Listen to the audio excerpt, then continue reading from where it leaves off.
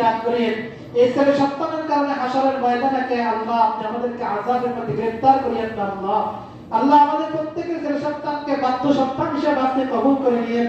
আমাদের ছেলে সন্তানকে নেক সন্তান হিসেবে কবুল করে নিয়েন আল্লাহ রাব্বুল আলামিন। আমাদের ছেলে সন্তানকে আমাদের জীবনের ভবিষ্যতের জন্য আল্লাহ আমাদের ছেলে সন্তান যাতে তারা যেন আমাদের গৌরবের কারণ হয় আল্লাহ। এমন ছেলে সন্তান যাতে না হয় যাদের কারণে সমাজে মুখ দেখানো যায় না আল্লাহ। এমন ছেলে সন্তান থেকে তোমার কাছে মানা চাই আল্লাহ, মাপ চাই আল্লাহ। আমাদের ছেলে সন্তানগুলোকে আপনার পথে পরিচালিত করেন আল্লাহ। সবাইকে দ্বীনের পথে চলার তৌফিক দান করিয়েন আয় আল্লাহ রাব্বুল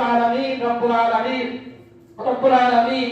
আমাদের সমস্ত প্রয়োজনগুলো আপনি পূরণ করে দিয়েন আল্লাহ। আমাদের অনেকের পারিবারিক সমস্যা আছে রব্বুল আলামিন, আপনি প্রত্যেকের অবস্থা সম্পর্কে অবগত আল্লাহ। অনেকের সমস্যায় আছেন, স্বামী স্ত্রীর মধ্যে ঝগড়াঝাটি হয়েছে, অনেকের বউ শাশুড়ির মধ্যে ঝগড়া আর ফিকুল লাগে আল্লাহ আপনি জাহান্নামের দিকে ফেলে দিয়েন না আল্লাহ রব্বুল আলামিন। দুনিয়াতে আমাদের জন্য কত কষ্ট তারা করেছে আয় আল্লাহ। বিশেষ করে আল্লাহ এখানে অনেক রাত বানায় আল্লাহ।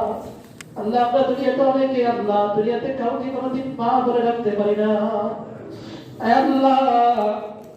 আমার মা আজ থেকে 9 বছর আগে দুনিয়া থেকে বিদায় নিয়েছে রব্বুল আলামিন।